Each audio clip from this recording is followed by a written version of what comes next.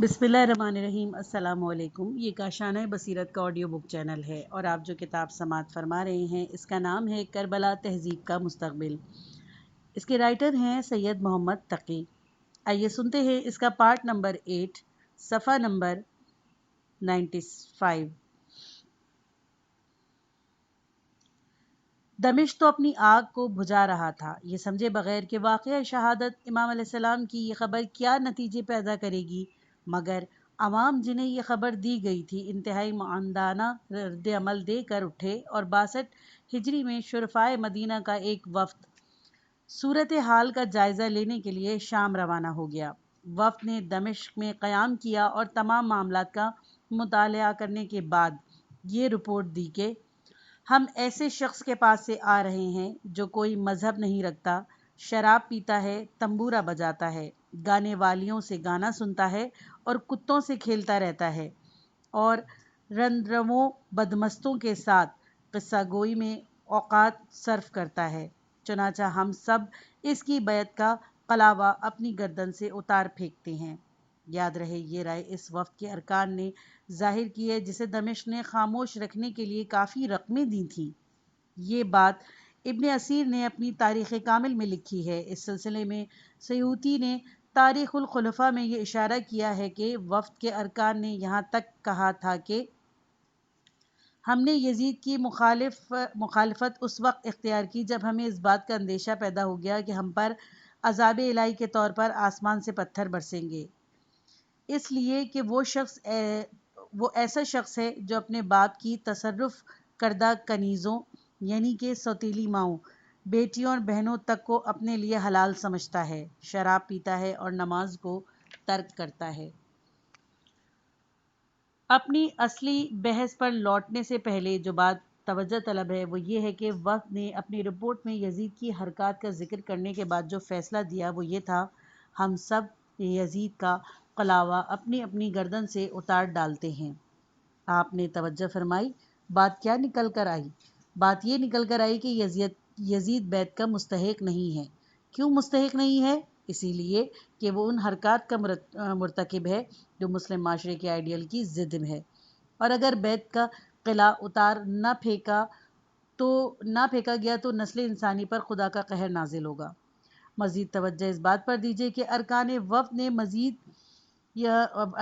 ने यजीद के ख़िलाफ़ बगावत का ऐलान करने के बजाय सिर्फ कलावा बैत उतारने का ऐलान करने पर इक्तफ़ा किया, इसीलिए कि खलीफा की बैत में रहना एक खालिस रूहानी मौक़िफ़ है जिसका ताल्लुक़ आइडियल से है।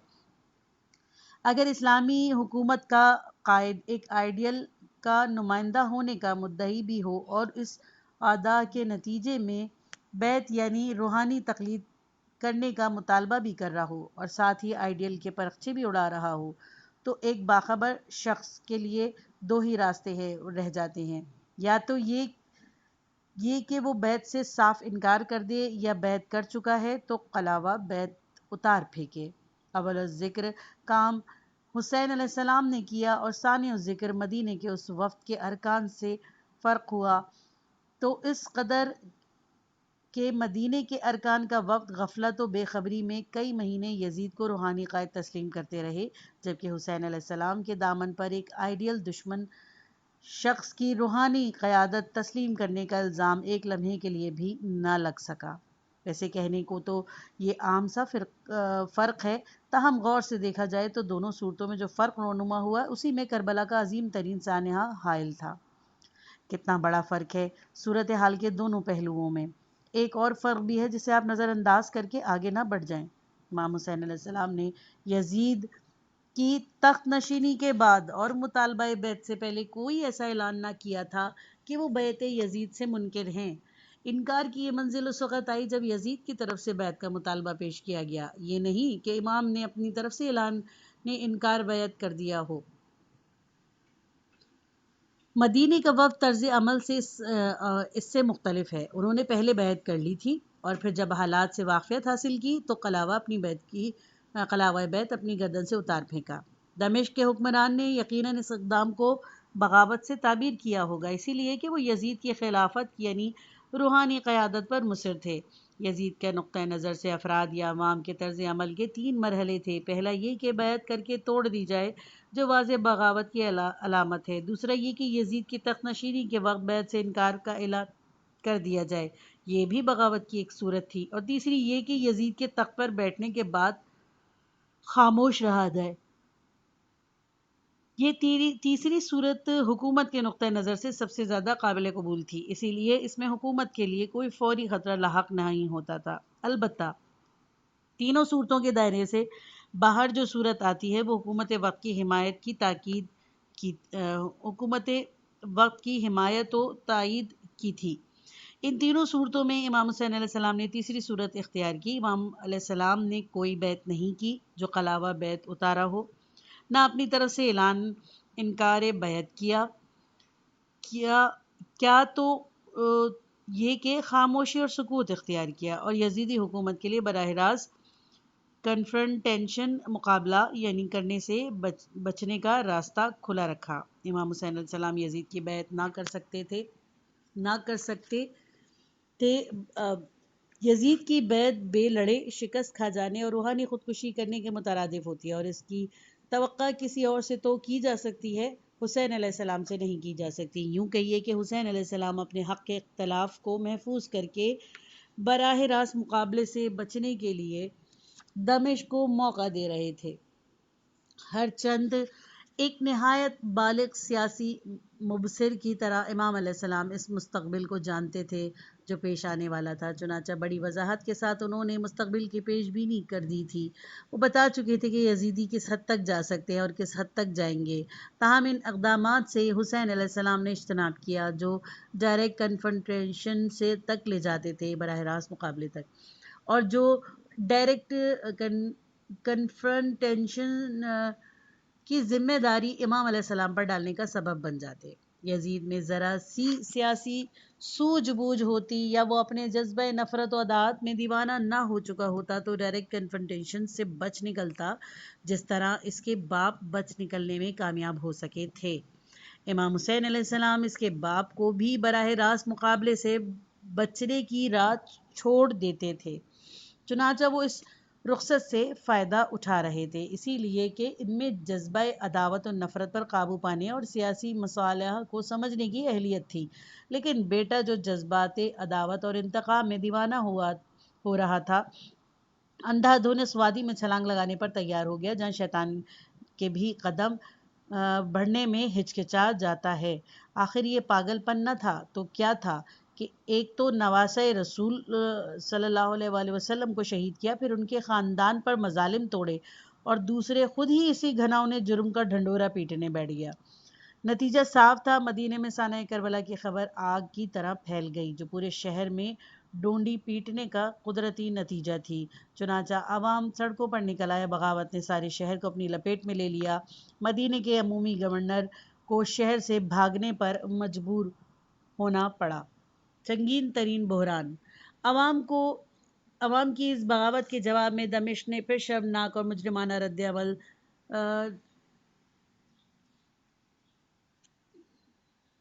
دینے کی حماقت کی، اور مدینے میں اس پیمانے کا قتل عام کیا گیا جس کی تاریخ میں مثال خال ہی ملتی ہے۔ پورے مدینے کی آبادی، جس میں بچے، جوان، بوڑھے، عورتیں سبھی شامل تھے، فوج یزید کے لیے مباح کر دی گئی۔ 3 دن تک مسلسل یہ قتل عام رہا، بلکہ بیان کرنے والے تو یہاں تک کہتے ہیں کہ مدینے میں اس قدر خون ریزی ہوئی کہ مسجد رسول کے پاس گھٹنوں گھٹنوں خون بہہ رہا تھا، اور عورتوں کی اتنی بے حرمتی کی گئی کہ اس واقعے کے کافی عرصے بعد تک کوئی باپ اپنی لڑکی کی بکارت کی ضمانت دینے پر تیار نہ ہوتا تھا۔ حد ہے، 3 دن کی مکمل لوٹ مار اور قتل و غارت گری کے بعد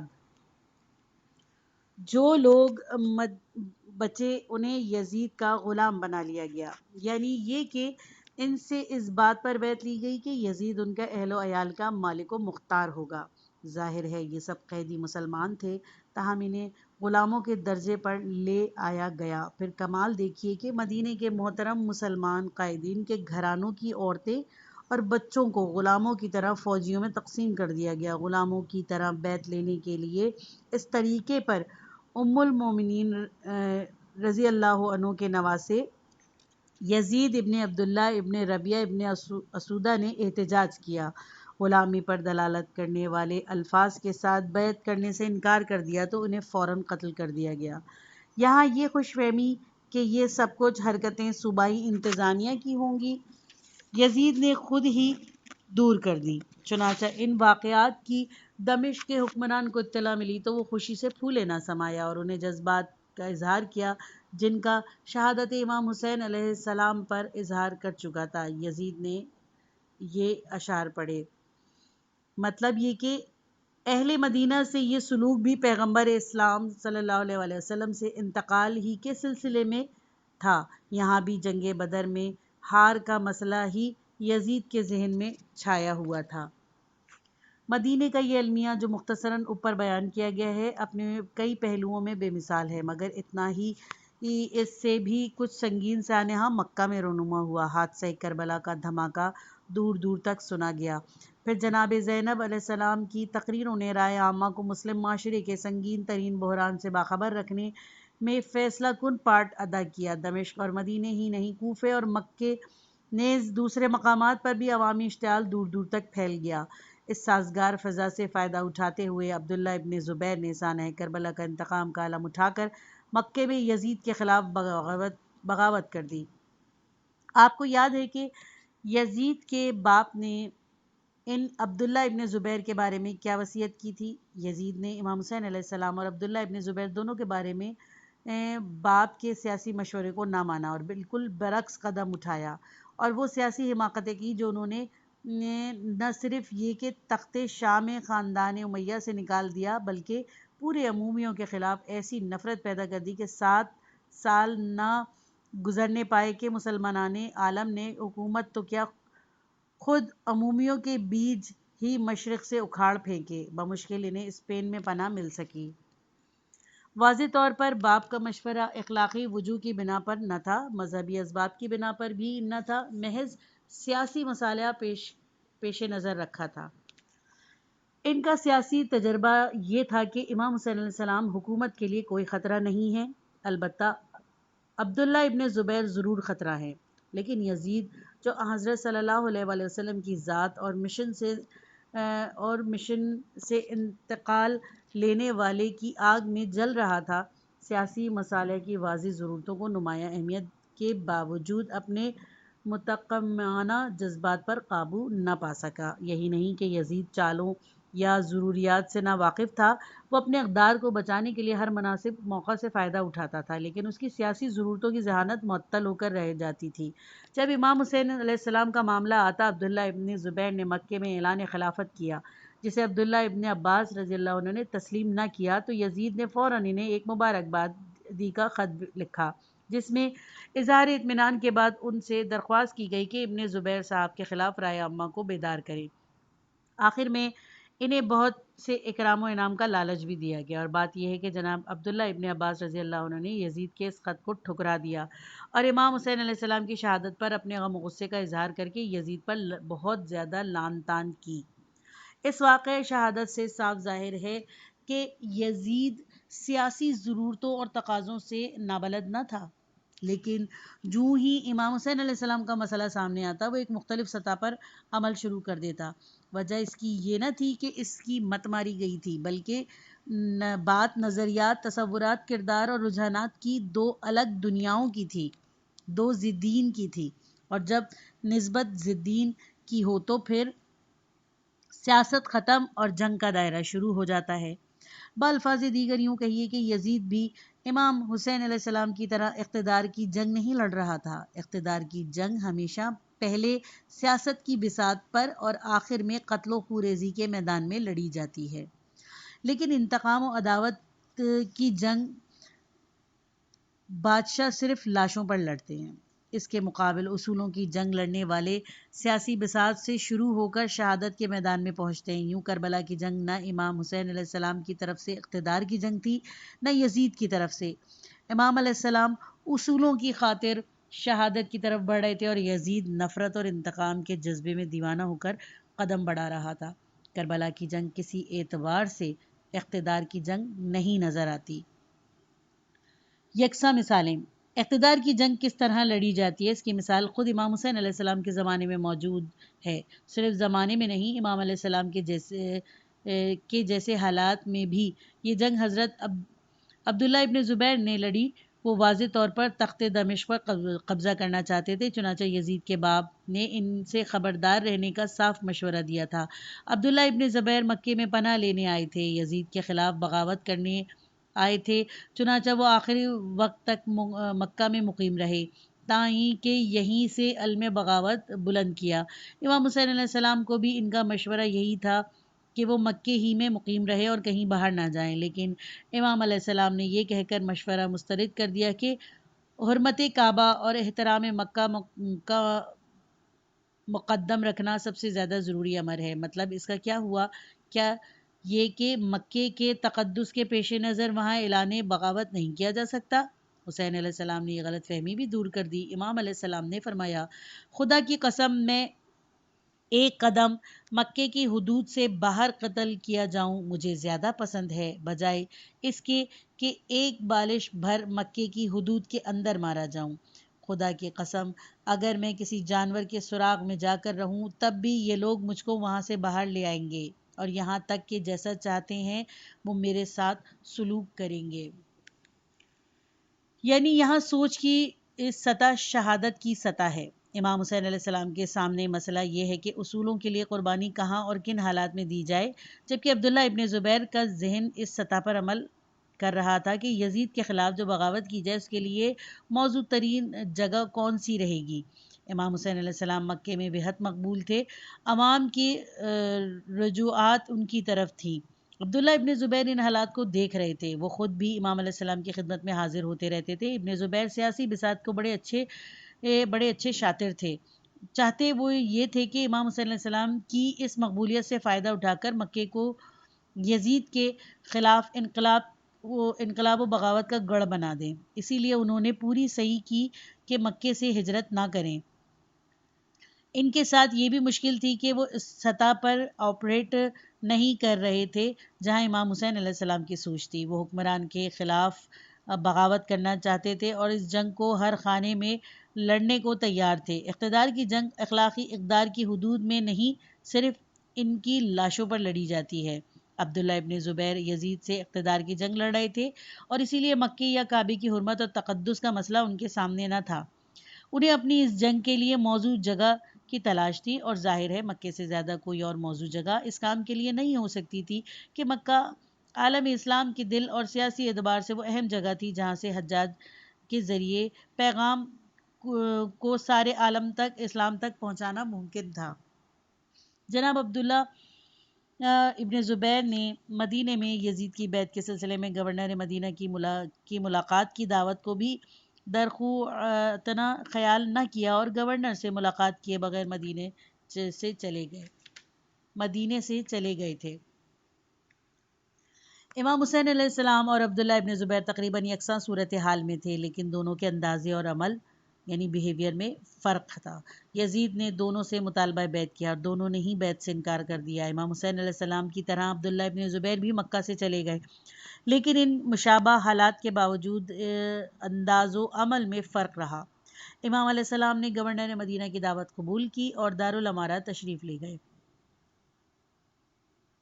ادھر امام علیہ السلام مکے کے قیام کے دوران محض خاموش زندگی بسر کر رہے تھے، مگر عبداللہ ابن زبیر کافی فعال رہے، اس لیے کہ ان کے مقاصد مختلف تھے۔ امام حسین علیہ السلام دمشق کی حکومت ڈی فیکٹو کو تسلیم کرتے تھے، ڈی جیوری نہیں۔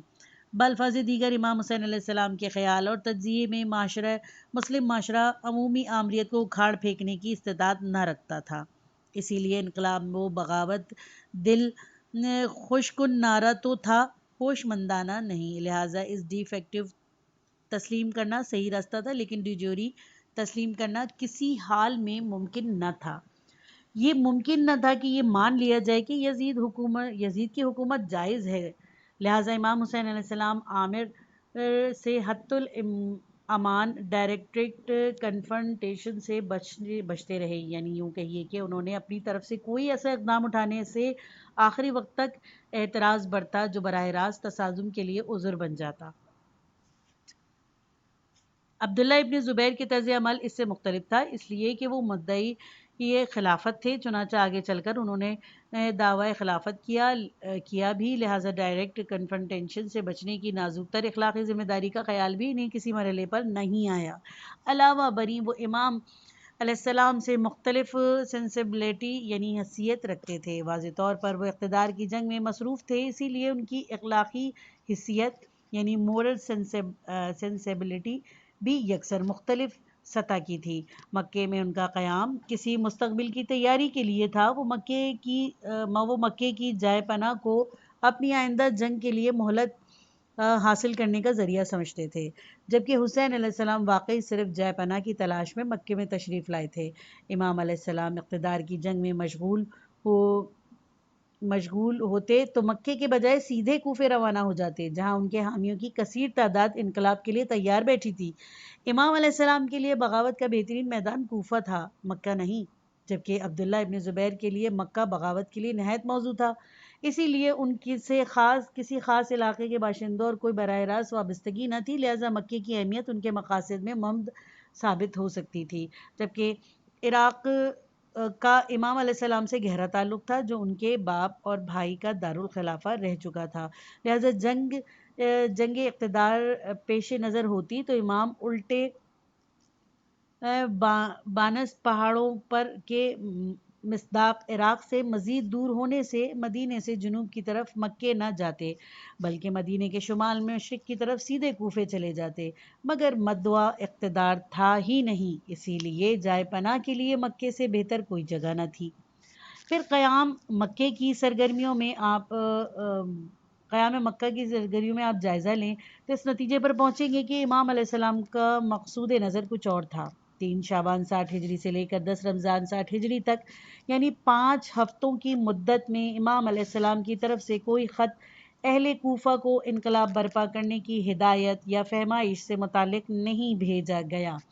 امام علیہ السلام نے کسی کو کوئی خط نہیں لکھا، خط لکھے تو اہل کوفہ نے، چنانچہ پہلا خط 10 رمضان کو امام علیہ السلام تک پہنچا۔ واضح طور پر اقتدار کی جنگ لڑنا مقصود ہوتا تو امام درجنوں خطوط متواتر کوفے اور دوسرے مقامات کو بھیج چکے ہوتے، لیکن انہوں نے ایسا نہیں کیا، اس لیے کہ مقصود تھا ہی کچھ اور، جنگ اقتدار نہ تھی۔ امام حسین علیہ السلام کا تجزیہ۔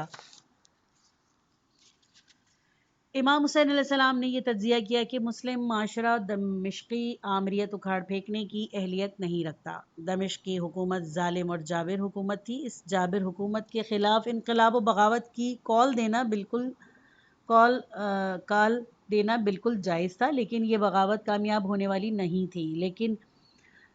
تھی، اسی لیے حالات سازگار نہ تھے۔ دمشق کی حکومت کو ڈیفیکٹو تسلیم کرنے کی وجہ یہی تھی کہ وہ انصرام و انتظام پر پوری طرح قابض تھی، اسی لیے ہوش مندی اور عملی سمجھ بوجھ کا تقاضا یہ تھا کہ اسے عملی حقیقت کے بطور تسلیم کر لیا جائے۔ صورتحال کے بارے میں امام علیہ السلام کا تجزیہ کس قدر صحیح تھا، اس کا اندازہ اس تجربے کی ناکامی سے لگائیے جو عبداللہ ابن زبیر نے کیا۔ عبداللہ ابن زبیر نے یزیدی حکومت کے خلاف اس وقت انقلاب و بغاوت کی کال دی جب یزید واقعہ کربلا اور مدینے کی قتل و غارت گری کا ذمہ دار قرار پا چکا تھا اور اس کے خلاف رائے عامہ میں کافی ہیجان برپا ہو چکا تھا، تاہم ان کی بغاوت بری طرح ناکام ہوئی اور ساتھ ہی کعبے کی سنگین بے حرمتی بھی ہو گئی، یعنی حد ہے منجیق لگا کر کعبے کو مسمار کر کے آگ لگا دی گئی۔ امام علیہ السلام کی مستقبل بین نظریں جو حقائق کے صحیح تر تجزیے کی روشنی میں جائزہ لے رہی تھیں، اس صورتحال کو پہلے سے دیکھ چکی تھیں، جن کا امام حسین علیہ السلام نے بار بار واضح طور پر اظہار کر دیا تھا۔ کعبے کو آگ لگانے کا واقعہ 3 ربیع الاول 64 ہجری کو پیش آیا۔ 14 ربیع الاول کو یعنی صرف 11 دن بعد یزید کا انتقال ہو گیا۔ مدینے کی قتل و غارت گری کا واقعہ 82 ذی الحج 63 ہجری کا ہے، یعنی واقعہ کربلا سے ٹھیک 2 سال بعد، جبکہ مکے پر حملے کا حادثے کا کوئی 2.25 سال بعد رونما ہوا۔ اس وقفے کے بعد سانحہ کربلا نے عوام میں کافی ہیجان پیدا کر دیا، تاہم دمشق کی حکومت اتنی مضبوط تھی کہ عبداللہ ابن زبیر انقلابی سہی پھر بھی کامیاب نہ ہو سکی۔ اندازہ لگایا جا سکتا ہے کہ اس وقت جب امام حسین علیہ السلام سے بیعت کا مطالبہ کیا گیا تھا اور یزید نیا نیا حکمران بنا تھا، حالات کس قدر مختلف ہوں گے۔ یزیدی حکومت پر نہ کربلا کے حادثے کی ذمہ داری پڑی تھی، نہ مدینے کی لوٹ مار اور قتل و غارت گری کی، اسی لیے اس وقت حالات بہت زیادہ نارمل تھے۔ ایسے حالات میں انقلاب و بغاوت کی کال دینا ہوشمندانہ اقدام کیسے قرار دیا جا سکتا ہے؟ اس وقت تو واحد دانشمندانہ اقدام وہی تھا جو امام حسین علیہ السلام نے کیا، یعنی حکومت کے خلاف براہ راست تصادم مول لیے بغیر ایک پرامن شہری کے حق اختلاف کا تحفظ کرتے رہیں اور حکومت کے پورے دباؤ باوجود ان مجرمانہ نظریوں کی توثیق نہ کی جو حکومت پیش کر رہی تھی اور جن کے وہ مدعی تھے۔